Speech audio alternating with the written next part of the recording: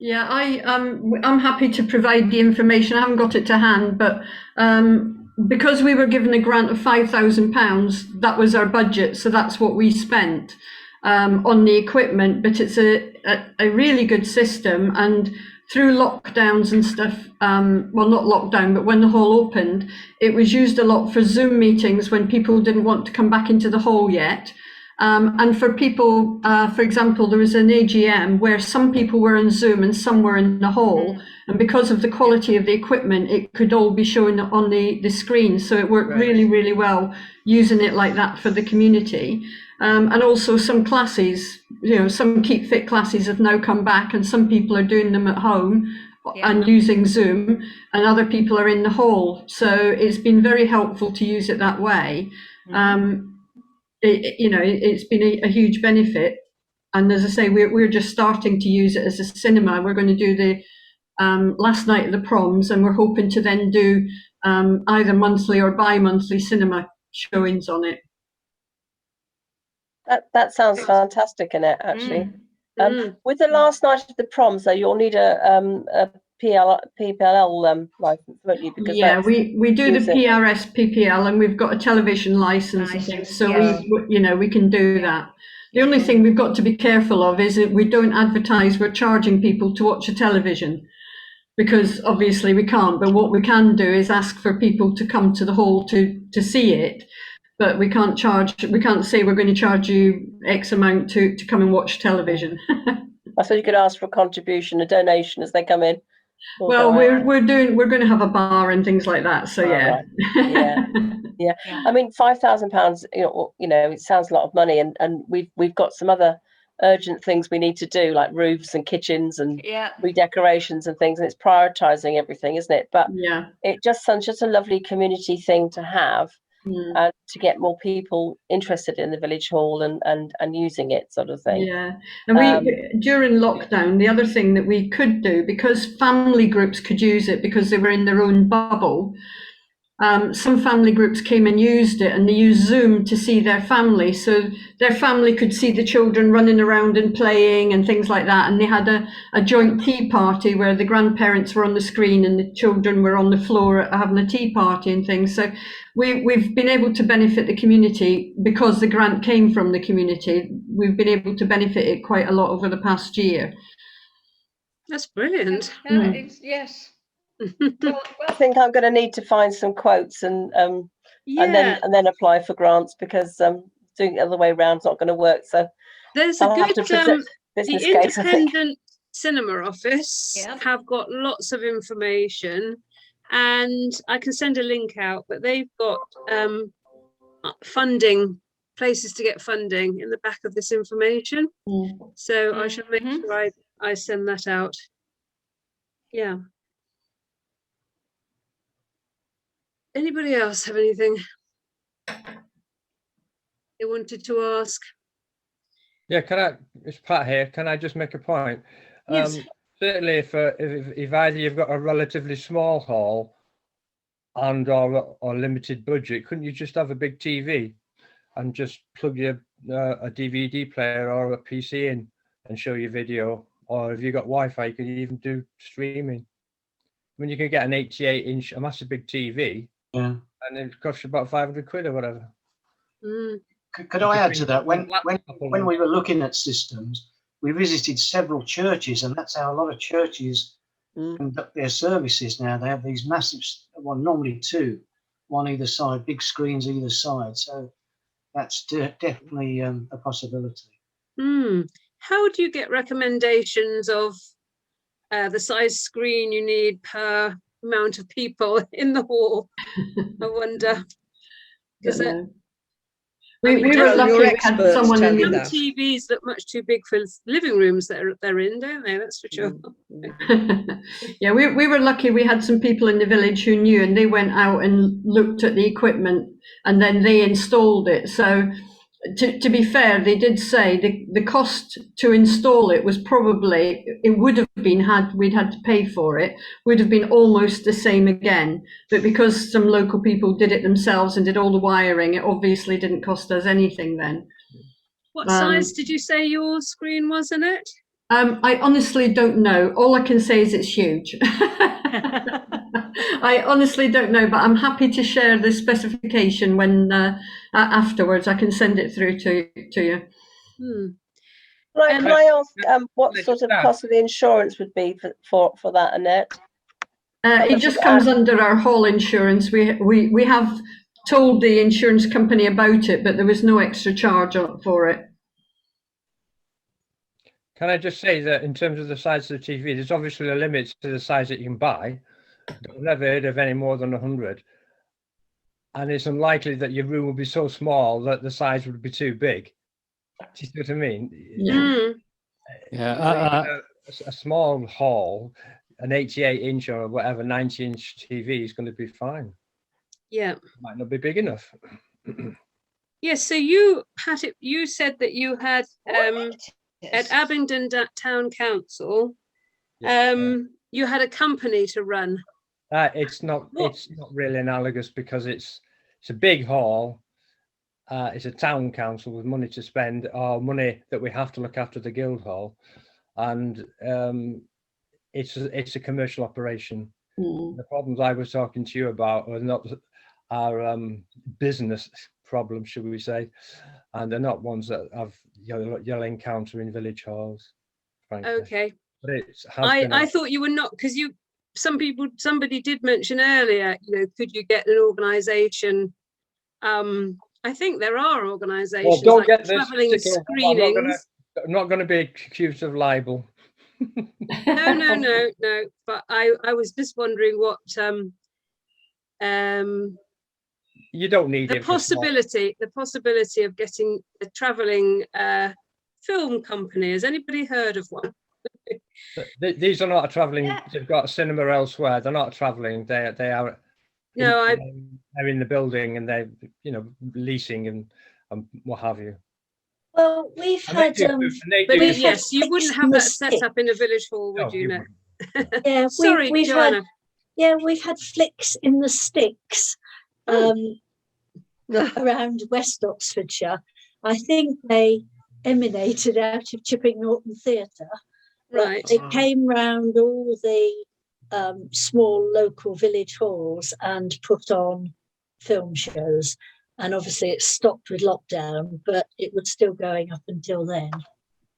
And did that work for your? Worked fine, yes. I mean, we have a projector, but they brought the screen. No, sorry, we have a screen. So they brought the projection equipment and everything, set it up, and away they went. Yeah. Yeah, I mean, they tended to show quite popular things really very soon after they'd been in the local cinemas. But it still seemed to attract an audience who didn't want or couldn't get to the local cinema. So, yeah. So I could find out. I'll try and find out a bit more about them. Thank you. It was obviously just West. I think it was just West Oxfordshire and Gloucestershire that they did, but they were a travelling lot. I hope they haven't gone bust now. I'm just going to repeat that whether it's worth investing in expensive equipment. Who's speaking? Maybe this Age UK organisation might still be going, where you get it absolutely free. You can choose what films you like. It's all set up for you. And it sounds like what this lady was saying, that they turn up and set it all up, and that's it. What audience do they need? Well, our village hall takes about 80 people. And I think when we've had these films, you've probably got about 30 or 40. I mean, what age range are they aiming at? It sounds to me any age range. I mean, I hadn't have a lot to do with it, but the type of films that they had available was anything from comedies to dramas or anything really. I say it's Age UK Oxfordshire, but if anyone's interested, I'm sure they would put. I've got the guy's name here, but whether this might not appeal to younger viewers. I was thinking. I think the films that they had, it could appeal to anybody. I just wonder what their remit is, for doing it for free. But anyway, we'll find out, won't we? was just going to say, there's a gentleman in Chipping Norton now, and he's coming back and starting his films again. And Is he he? comes. Yeah, I can't remember he's called John. I could find out his full name. I think he's something like Cinema on the Move or something. But he comes to all the villages. I live in Cassington. So we're Cassington Village Hall. He goes to Ensham and other villages around us, and he shows films that are fairly recent. And he's starting to come back because he's coming to us the first Friday in October. And he's been coming to us for quite a few years now. And again, is he linked to the theatre? I'm not sure. Right. I'm not sure. So this is why when you said about this person coming, I mean, I don't know whether that's a different. Might be the same one. He might be the same person. He may well be, yeah. But he is starting up again. Oh, good. He has stopped. His first name is John, based sure it's Chipping Norton, but because I don't sort of somebody else on the committee liaises with him and does all the events. Yeah. But we've always had a fair number of people coming. It's once a month, and we have a raffle, and yeah, that's worked quite well for us. Thank you. Peter. Yes. On your installation, on the one said Annette who's got the installation, is your wiring permanently, say for your speakers, permanently laid so that you just plug the speakers in when you have a show, or do you have everything strung across the floor? You're muted, by the way, if you're. Yes, we do. The speakers are all affixed to the wall, and the wiring's all permanent. So yeah, everything is ready to go, and we have just a user manual basically. So anyone who books the hall, we use Hallmaster for online bookings, and they can add it as a line item. So if you book the hall, it's available free for your use. So any group or club could use it at any time. And did you say you got sensor round? You know, you got lots of speakers. We have, yes. Good, because I think that's important for a cinema experience, isn't it? Yeah, definitely. Thank you.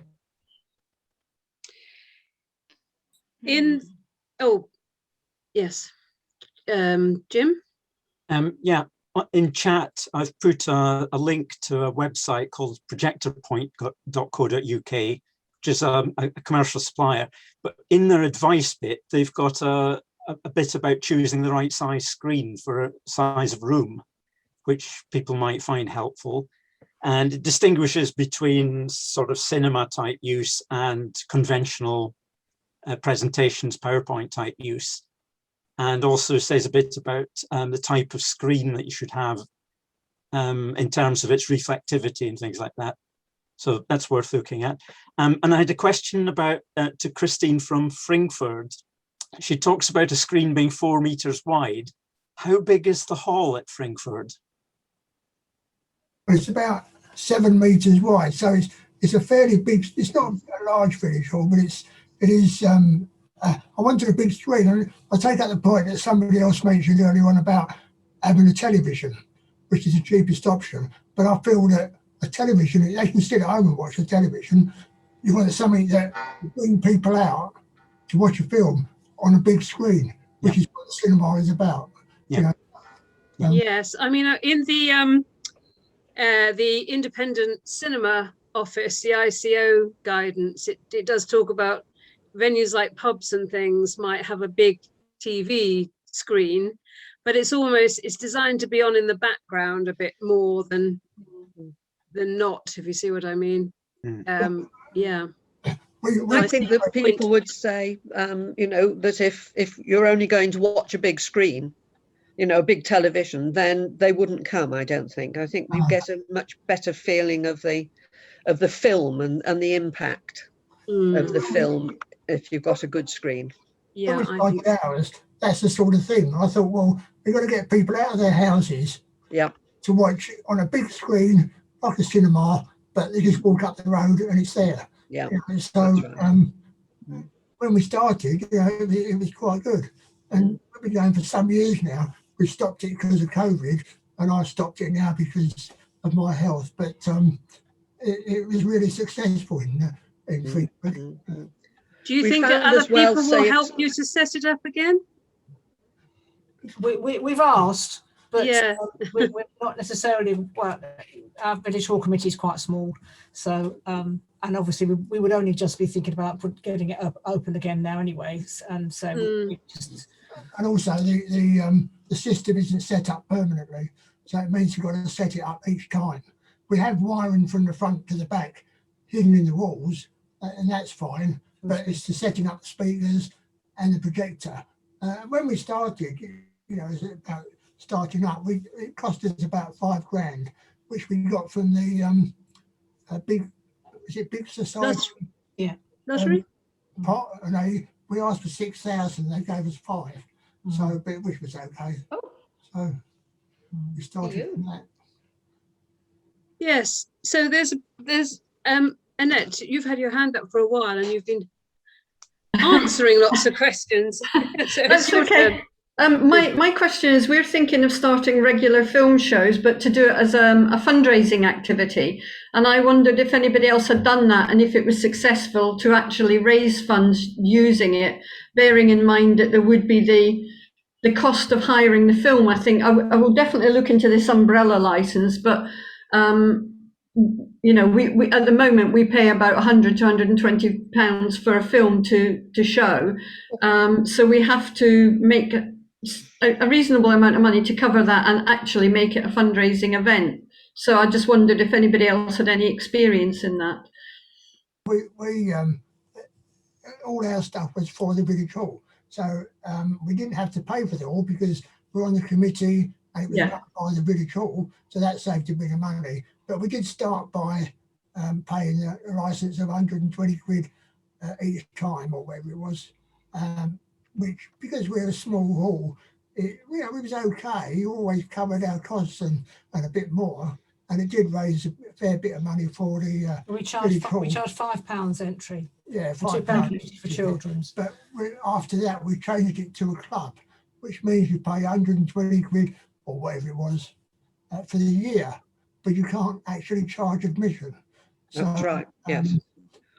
But we made money on the bar and things like that. So okay, we charged for club membership, so you paid £20 or something, wasn't it? And we had 10 shows for that, so it worked out £2 a show. Or strictly under the radar, we charged £5 like for an evening's membership to kind of get around the fact that you didn't have to be a member, you could still come along and pay your £5. Probably not strictly speaking legit, but anyway, there are some rules and regulations for this with the umbrella that you can't actually charge people to come in. Oh, okay. Well, glad Jackie Weaver's not on this call. If you have a club, I think you are allowed to charge a club membership. Yeah, we can charge people to join the club, which I say was about 20 odd quid. Which then you didn't charge them to come to the thing, but you charge them to join the club. And we also we've got an alcohol license, so we had a bar, and that made quite a bit of money as well. Oh, okay. I do think you have to have a special premises license, don't you, if you're going to charge people to come in? Yeah. Because obviously the premises license for halls has been deregulated. So as long as this is where this non-charging thing comes in. As long as you abide by the rules, then you don't have to have a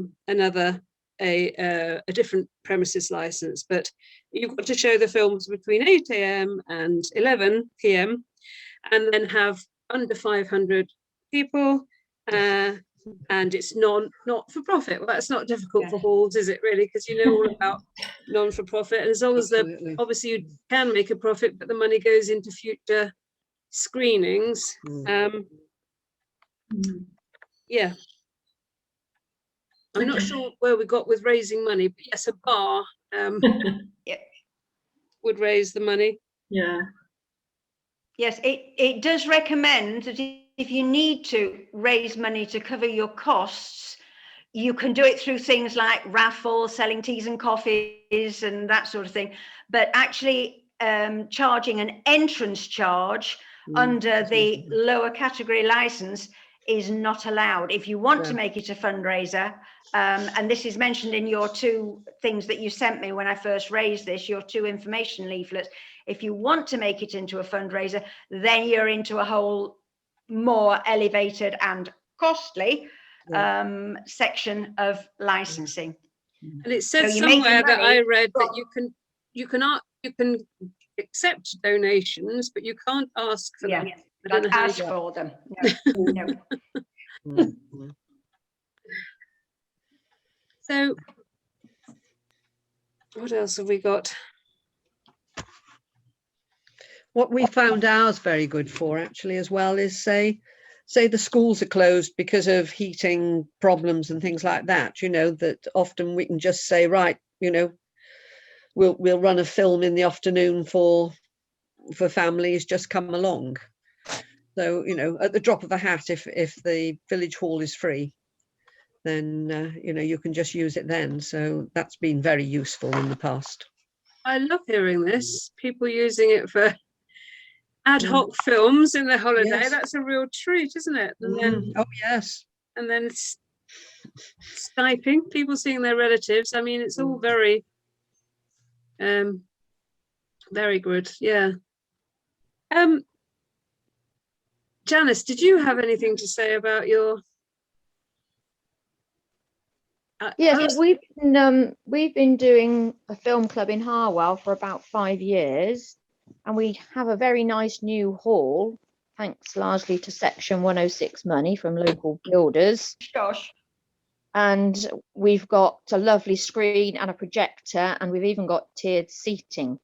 Ooh. Paid for by a grant from BIFA. So we're very, very, very lucky. And we started off doing our film shows under the banner of the village hall.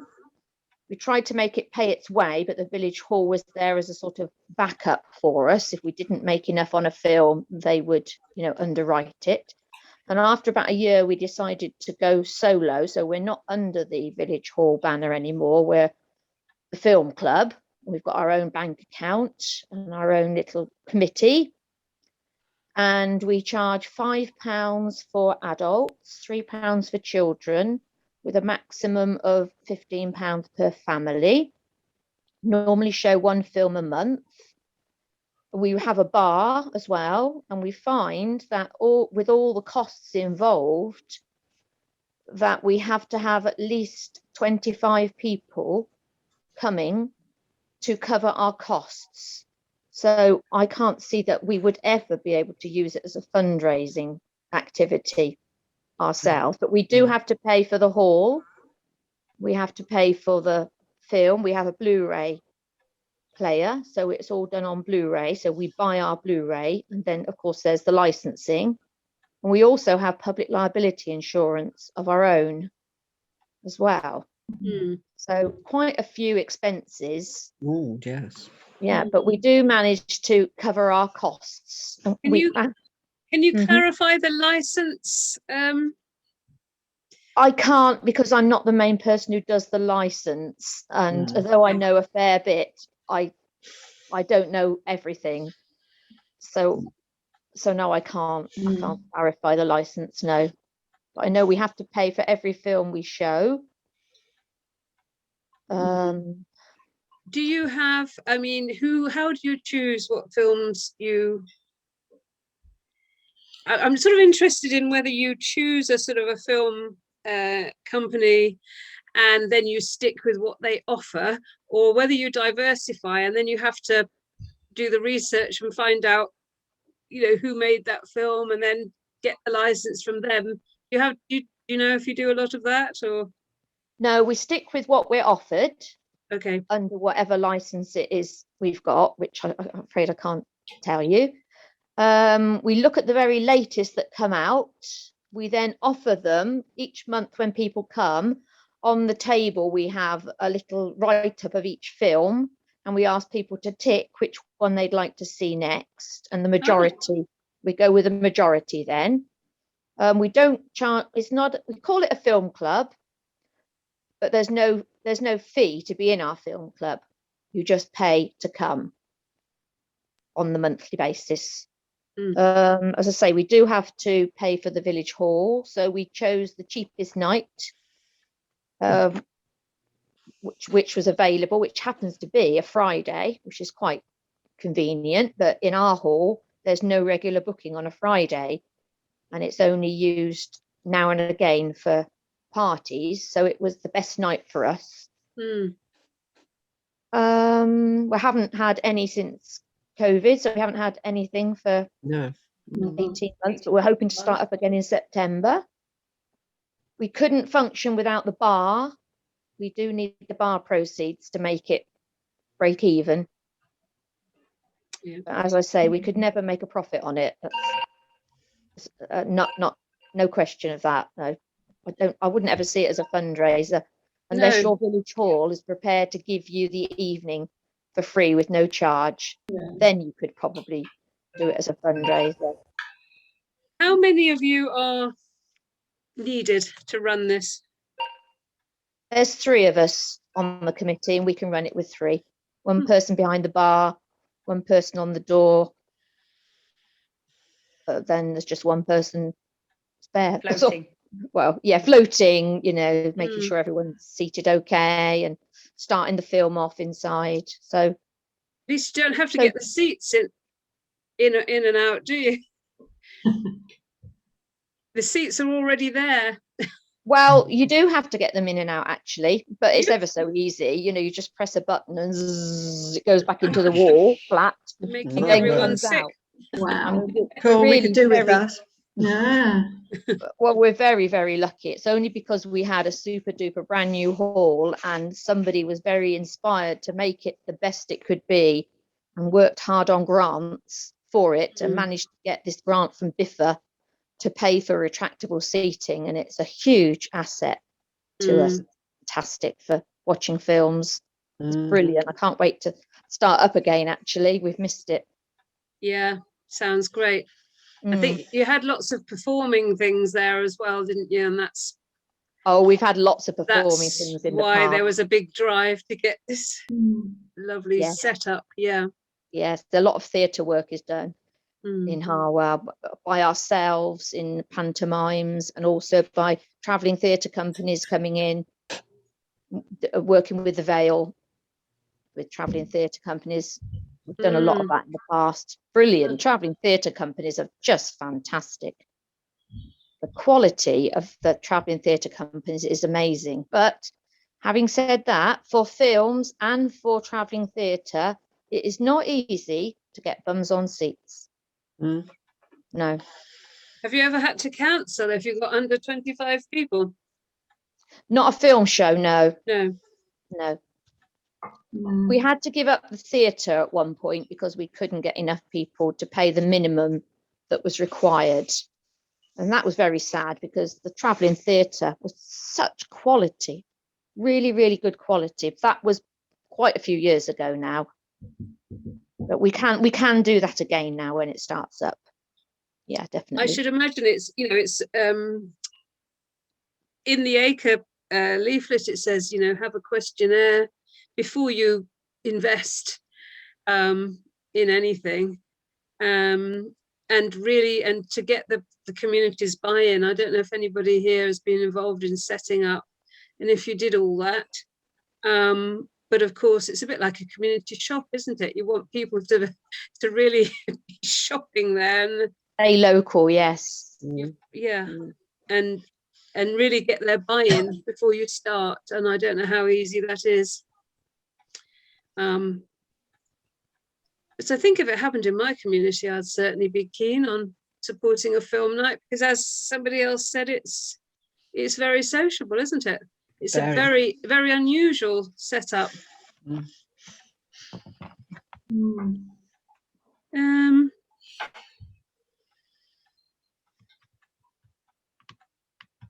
Yeah, I'm just trying to see if there's anything else that people have said.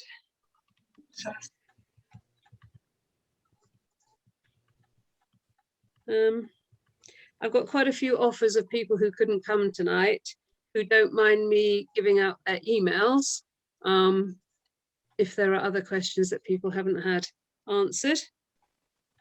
I was quite surprised at how many halls do run community cinemas, and I haven't asked before, so yeah, I was pleasantly surprised.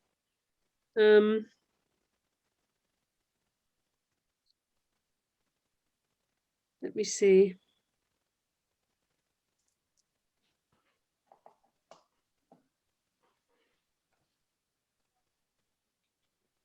The who is it? Geraldine Brown. Oh, I can't see where she's from.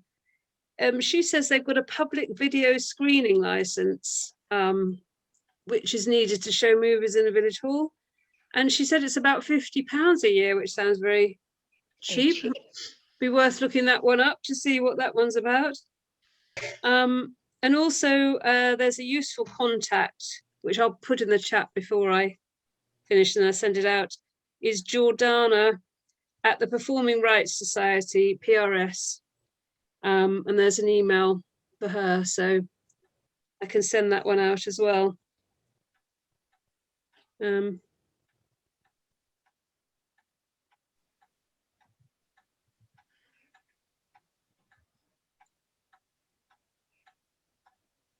But most people who have contacted me have started a film club and it's carried on, which is good news.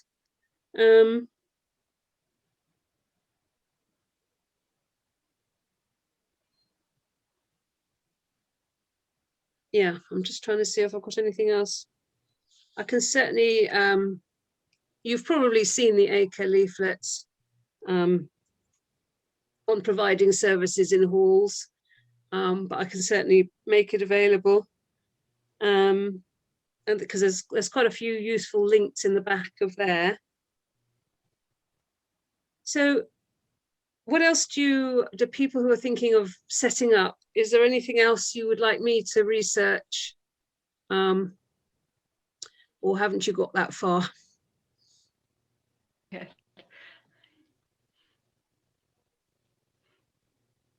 Or is it best that I send you out information leaflets and the link that I've got to the independent cinema office? And then if you have any questions from there, we'll go from there. Yes, please. Yes, if you could, please. I wonder what the appetite will be after the lockdown.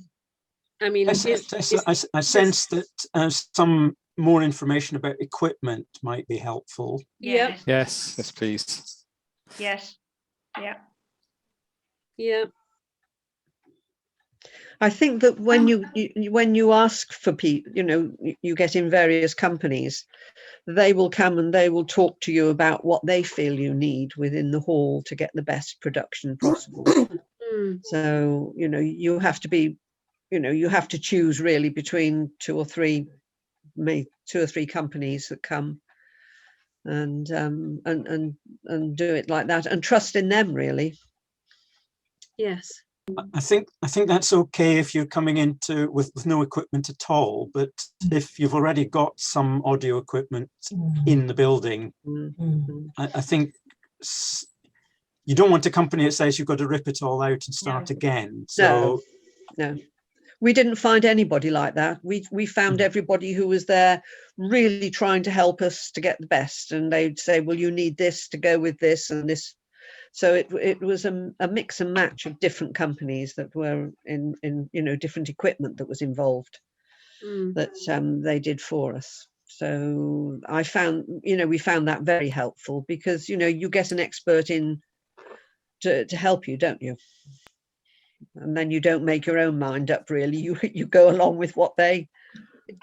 Jim, have you got anything in your new hall? Did you have anything put in already, or we've fitted it up with basic speaker systems, well, good quality speaker systems, and an audio mixer, so we could start having people giving talks and things like that. And we're just beginning to think about how we might extend it to do film shows. So we're part way down the road, but we've got some way to go yet. Christine, he wants to say something. One of the things I think is you're saying about the quality. The sound quality has got to be fairly good because people aren't going to sit there trying to make what people are saying, especially in American films. never understand what they're saying. But anyway, one of the other things that we found, because we had our village hall rebuilt and modernised, but it was very echoey. And so that was awkward, listening to people or watching the film. So we had a company come in that put panels all around the walls, which blended in with the walls, looked really nice, which deadens the sound. And they come in and tested it all, and afterwards, or before and afterwards, and that was marvellous. It worked really well. So you'd actually had another extra expense then with the sound panels. Yes. Yes. Which that's a consideration, isn't it, before you start? Which hall are you from? Frankfurt. Oh, Frankfurt. Yes. Well, we've got 5 minutes to go.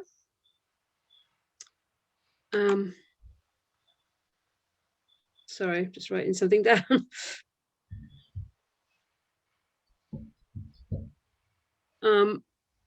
Can I raise a separate subject, please? Yes. COVID, right? At the moment, in our bar that's part of half of our hall, we've got good ventilation because we've got the front and back fire doors open so that there's plenty of air for going through. Well, we're not going to be doing that in December. So one of the options, and something I'd like perhaps you to keep an eye, an eye open for, is the use of the air purifiers, or whatever they're called, and whether that technology is developed sufficiently and is cost effective, or what other ideas people have for how we're going to manage to ventilate halls in the middle of the winter. Yeah, I've got a big ventilation booklet I can send out to you. You have to be quite techie, I think, to understand it really, but it certainly gives you lots of options that you could look into. Yeah, nobody's going to want to freeze, are they, in the winter? And ventilation is going to be very important this winter. Yeah. And you've got to sort of balance it out, because of course illness can be caused with being too cold as well. So we've actually got to strike a real balance somewhere. It can be, but it's certainly, I mean, we've all been keeping an eye on this day by day, obviously, as it's developed, but it seems that the ventilation has come to the fore as being an important, like more important than washing your hands or wearing a mask. Because if you're in a public, obviously, now we're coming back inside, as it were, that, okay, as long as it's well ventilated. And yes, it's the air, concentrating on the airborne particles now. Yeah, yeah, definitely. Yeah, I'll send that to you, Patrick. Could you send that to me as well, please, Tessa? Yes, I can send it to everyone if you like. We're actually embarking on a system that's very relevant for that. Yeah, it's going to be an ongoing subject. Yeah, you said everybody you'd send it to. Yes. Yes. Yeah, I think we'd appreciate that. That'd be one of my personal thoughts. Is it's okay at the moment. Everyone's blasé about COVID. Oh, it's okay, but winter's coming on, and who knows? Well, especially if you're going to run a cinema through the winter. We're talking about having a ukulele evening in December, but I'm not so sure about it personally. I think just put on a musical in case people all start singing and blowing particles everywhere. You know? Well, that's the wonderful thing about it. Everybody sings and waves their hands, but who knows? To wait to see. Are you taking part in the ukulele? No. Well, I should just leave them to it then. I just look after the money. Leave them to it. They'll have their own things in place. You don't need to worry about them. Makes lots of money. So only if you were going to be there would I worry. I'll have to see. Well, thank you, everybody. Thank you. Thank you. Thank you very much. I hope you're inspired. Do get back to me because I'd like to learn about these things anyway. So do get back to me if you think of anything else. I'm just going to be. Thank you. Thank you. Thank you very much. It was a chat, just putting things in it. So thank you very much. Thank you. Good night. Good night. Good night, everyone.